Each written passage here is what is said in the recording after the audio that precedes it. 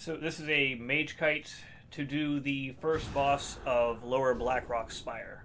Loot of interest on my mage's end is the Sky Shroud leggings. Basically how it goes is you enter the dungeon and you give 0 fucks about everything that exists here.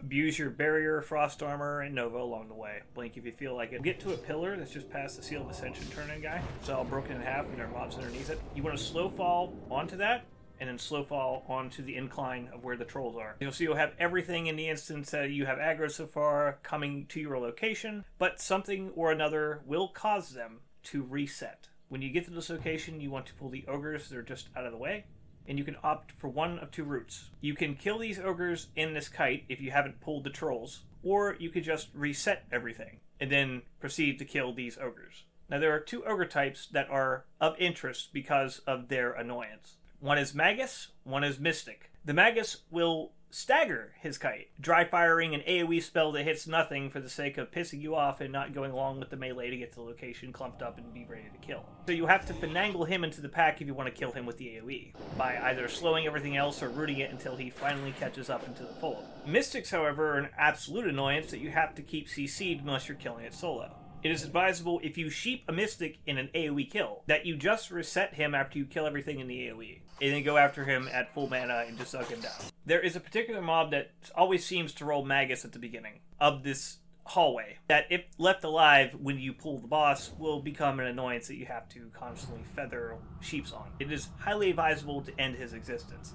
If at any point in time you feel threatened, like things are out of control and you're going to die, you can reset at any moment that you feel like. Where this left side railway will allow you to infinitely kite anything, the right side railway, there is no path to. This allows you to out of bounds reset anything, if you so wish. If you're attempting to reset a Magus, normally after every 16 seconds, or 8 server ticks, after a mob is in an out of bounds reset state, they should fully commit to the reset action if they were not able to take any action during those 16 seconds. But since this rat bastard can dry fire an AoE spell, he can reset that timer at will. It has a 10-second interval. It's much like the giants in Moradin that cast Boulder at literally nothing, perpetually staying in combat forever. You are rolling the dice for him to have a string of inaction for a total of 16 seconds for him to reset through this manner. This is why I highly advise killing the Magus at the beginning, as he is a massive pain in the ass that delays this process far more than it should be. Now, there is one of 2 ways to handle getting to the boss from this point after you've cleared out these front ogres.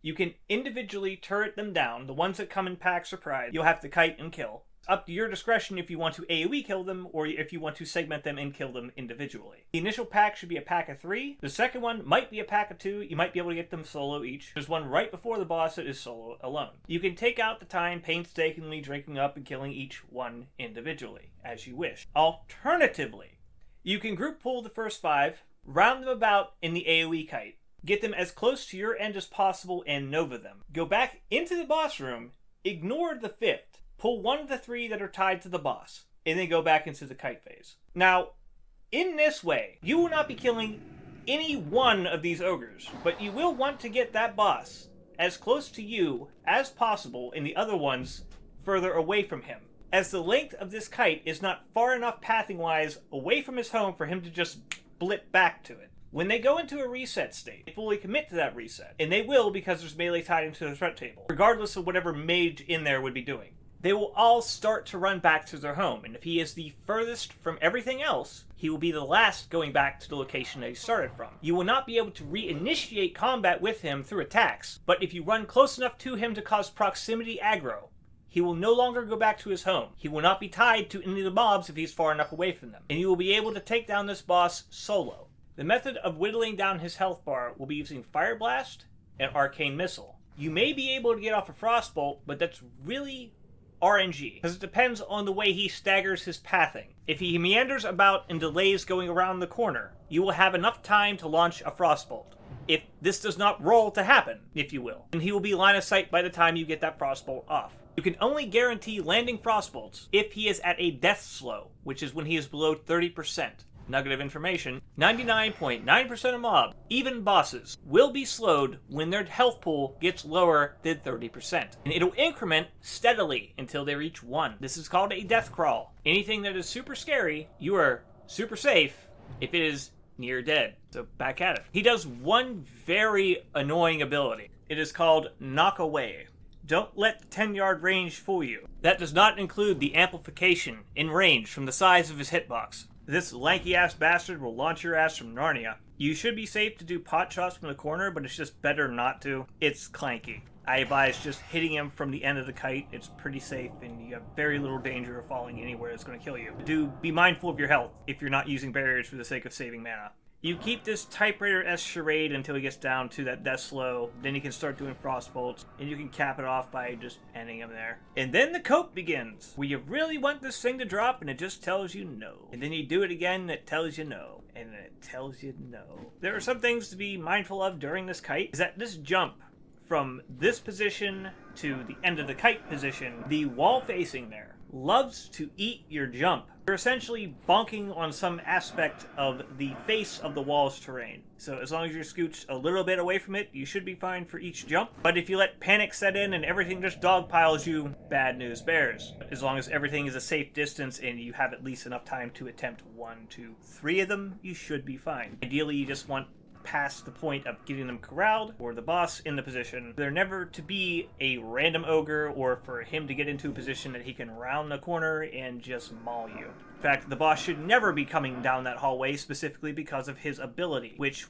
will launch you into the ogres if you don't blink immediately to recover. I don't have footage of this because I don't want to waste the time proving the obvious. Though I will spend the time finding terrible design choices in terrain to abuse infinite pathing. That's got to be somewhere on the spectrum. Take for instance, would this be easier in a 5-man? Yes. Is this useful outside of anything but bragging rights, or just getting your piece in particular, not clearing the rest of the dungeon or the first 3 bosses? Kind of. If you can find things that won't reset, you can use this as an infinite kite to kill things in here for whatever the hell you would want to drop, like a world epic or whatever. Potentially an XP farm. But I'm not going to dwell into that because I really don't care about the scene. This is more of a Paladin BC thing. But whoever wants to, fjord that new frontier and find the next big kite, go for it, bud. Foot's in the door. All that's left is finding a way to wreck the lobby. Anyway, y'all have fun with this info.